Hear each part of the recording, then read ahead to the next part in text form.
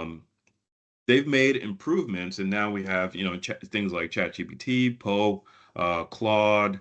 Um, I'm trying to think of some of the others. Gemini, sorry, Google, but now we have better quality artificial intelligence because they're able to use better data resources, and processing the data is much better.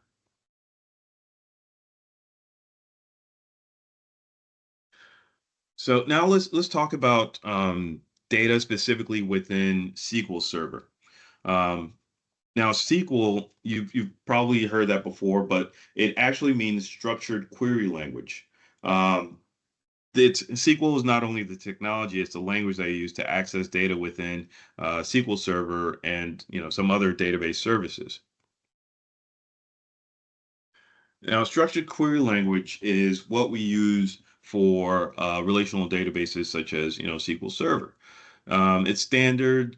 It's widely used. It's been around for a long time.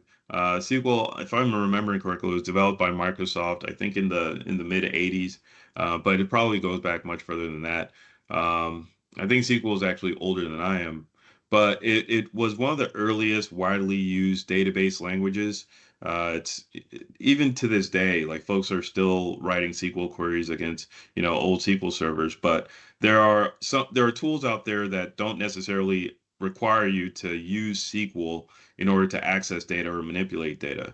Um, Day to day, database analyst is probably going to be interacting with the UI more often than they're actually writing SQL queries.